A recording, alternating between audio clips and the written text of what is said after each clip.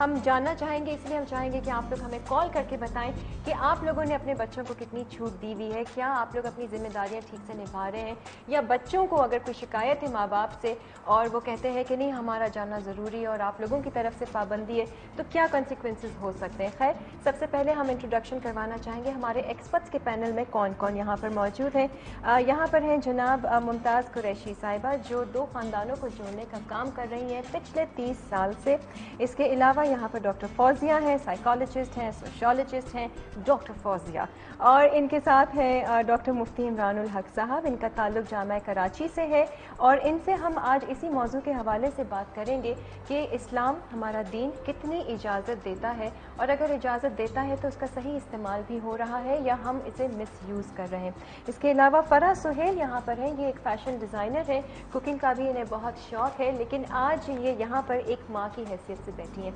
और इनके पास तो हम आएंगे, लेकिन यहाँ पर कुछ ऑडियंस में जवान लड़के लड़कियाँ मौजूद हैं, इनके ज़रा राय जानते हैं। इन लोगों को ज़रा इन लोगों से पूछते हैं कि लव मैरिज, अरेंज मैरिज, क्या करना पसंद करेंगे आप लोग?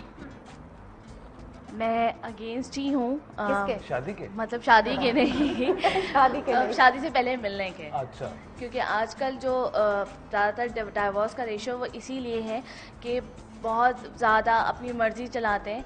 ठीक है, पेरेंट्स बाकी जो डिसीजन लेते हैं वो परफेक्ट होता है, और शुरू से लेके आप तक जो शादियाँ सक्सेस ज़्यादातर मेजॉरिटी जो है वो 90% वो अरेंज मैरिज की है। तो अच्छा। आप रिश्ते से पहले देखना तो पसंद करेंगी ना लड़के? ऑब्वियसली पेरेंट्स के साथ जब तो उनकी फैमिलीज आएगी, नहीं अलग से नहीं, जैसे बाहर जाके पार्क में मिल रहे हैं व्हाटएवर, जिसको डेट कहते हैं आजकल। भी मिलते हैं लोग?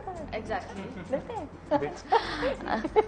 तो शूट कर रहा था एक जगह बेनजीर पार्क में, तो वहाँ पे मिल रहे थे लोग कपल बैठे बुर्कों में। कायद आजम का बाजार बहुत ज्यादा खराब कर दिया, फैमिलीज नहीं जा सकती हैं, उसको इतना मिसयूज कर रहे हैं। इंटरनेट हर चीज बता देती है। और कौन की क्या, किसकी क्या राय है, जरा हमें बताएं। जैसे आपको पता है कि यूनिवर्सिटीज़ और स्कूल्स में बच्चे को एजुकेशन हासिल कर रहे हैं, सब लोग मिलते हैं, तो मेरे ख्याल से इसमें कोई बुराई नहीं कि आप शादी से पहले अपने आप में अंडरस्टैंडिंग क्रिएट कर लें, आप लोग मिलके आपस में बात कर लें, एक दूसरे की अच्छाई बुराई जान लें। वो आखिर बाद में आपके लिए ही अच्छा होता है कि आप लोग आसानी से ज़िंदगी गुजार सकते हैं। आप माँ की पसंद से करेंगे शादी? मैं अरेंज मैरिज करूँगा, लेकिन मेरी माँ मुझे इजाज़त ज़रूर देंगी कि मैं उनसे बात करूँ ताकि मैं समझ सकूँ। अभी तक कोई पसंद नहीं है, कोई प्रॉब्लम है? अभी तक तो कोई नहीं, लेकिन अगर होगी तो मैं अपनी अम्मी को ज़रूर बताऊँगा। ज़रूर बताओगे अम्मी को? अच्छा, तो कॉन्सिक्वेंसेज देखें, बहुत सारी बातें तो अजीब से होते हैं। अभी ये लोग सब बात कर रहे हैं कि अरेंज मैरिज करेंगे, ये करेंगे, पर पता नहीं होता इंसान को कब मोहब्बत हो जाती है। असल बात ये, और जब मोहब्बत हो जाती है फिर ना अब्बा दिखते हैं ना अम्मा दिखती हैं, फिर डायरेक्ट जो है वो कोर्ट दिखता है या मुफ्ती साहब दिखते हैं जो शादी करा सकते हैं। तो ये एक बड़ा इंपॉर्टेंट पॉइंट है। लेकिन जिसकी ये ख्याल आते हैं कि वो अरेंज मैरिज नहीं करना चाहते, वो भी जरा बात करें, वो भी आगे बढ़े। वो देखो निकला ना सीता। मैं करूँगा लव मैरिज। अच्छा, क्यों, वजह क्यों? क्योंकि मैं चाहता हूँ कि मैं जिससे शादी करूँ उसको मैं समझूँ। ठीक है, ठीक है। आगे चल के मुझे अपनी ज़िंदगी उसके साथ गुजारनी है, सब बहुत सी स्टेजेस आती हैं, तो मैं चाहता हूँ कि मैं हमेशा उसके साथ रहूँ और वो मुझे समझे, मैं भी उसको समझूँ। अच्छा, और अगर नहीं समझ पाए तो फिर क्या होगा? नहीं, अल्लाह शादी से पहले नहीं समझ पाए, वो जो मिलने का जो है वो इसीलिए है कि एक दूसरे को समझे, अगर नहीं समझे तो फिर एज अ फ्रेंड बन जाते हैं।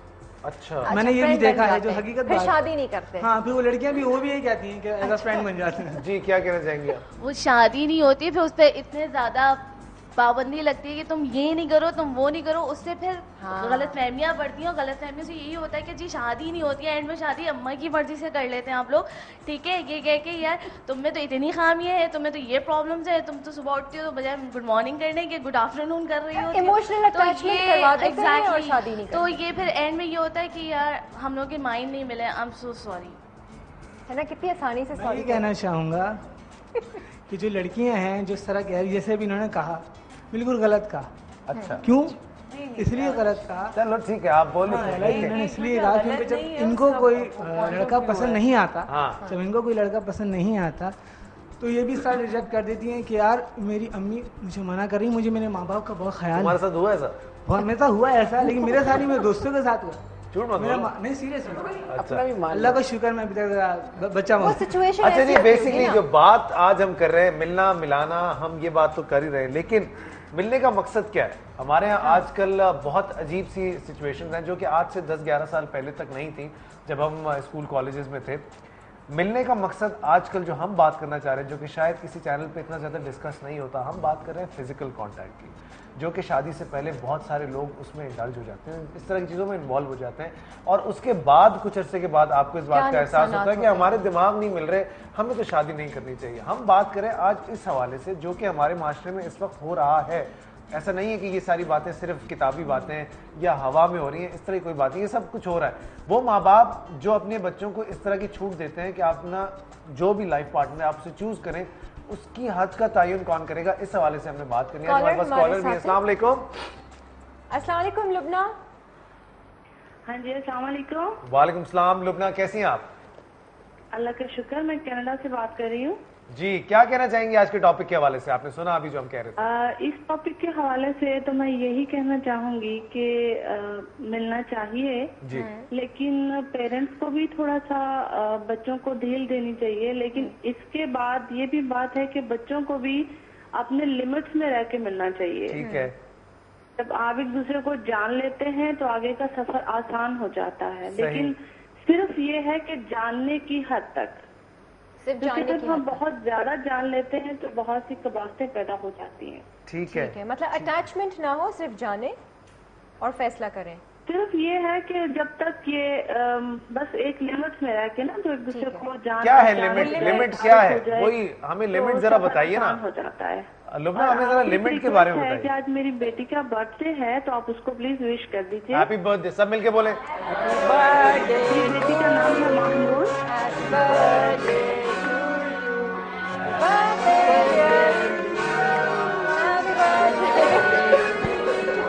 थैंक यू सो अच्छा, coming back to the topic, मुझे ये बताइएगा कि हद क्या है, लिमिट क्या है?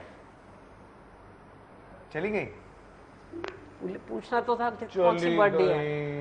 कोई बात नहीं। चलिए, हाँ अच्छा जी, असल सवाल डॉक्टर फौजी आपसे शुरू करता हूँ। अभी जो मेरा आज का और किरण का हमने जो कल ये बात सोची थी बेसिकली, जिसमें बात नहीं होती, हम सिर्फ ये जानना चाहते हैं कि हमारे जो यंगस्टर्स हैं, जो कि एक नई जनरेशन है, वो समझते हैं कि वालिदैन के पास तो दिमाग है नहीं इतना ज़्यादा, जो फैसला हम करेंगे वो सही होगा।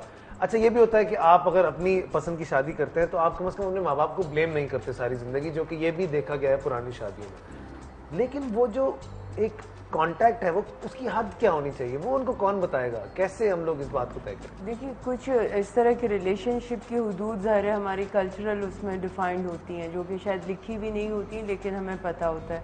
बट जो लिखी हुई तहरीर शुदा कुछ जो हमारी नॉर्म्स होते हैं सोसाइटी के, सबसे पहले रिलीजन जो है वो उनको मुतय्यन करता है, और उसके बाद फिर सारे लीगैलिटीज़ हैं और फिर बाकी कानून जो भी होता है।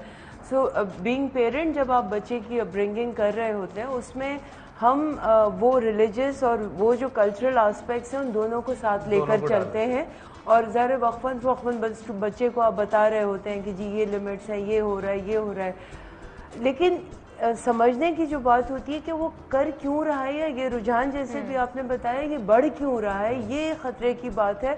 और ये कि उसकी जो रीज़न्स हैं, जो कॉज है कि जिसकी वजह से ये बढ़ता जा रहा है, मेरा ख्याल है उसको भी हाईलाइट करना ज़रूरी है कि क्यों हो रहा है ये।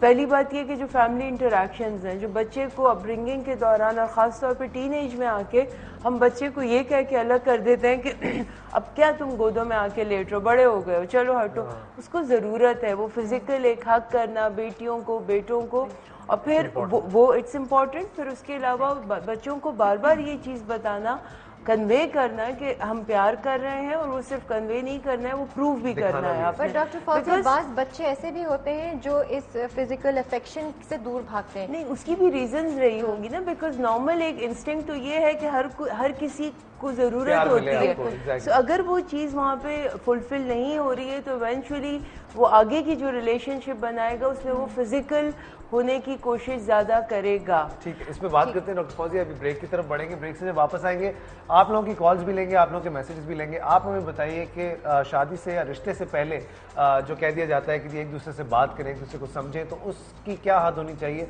और उसका तयन कौन करेगा? हम मजहब के हिसाब से भी इस पर राय लेंगे, साइकोलॉजी के हवाले से भी हम इस पर बात करेंगे, और आप लोगों की भी राय लेंगे, और जो लोग इसमें इन्वॉल्व हैं उनसे तो हम बात कर ही रहे हैं। कहीं जाएगा बस, विल बी राइट बैक।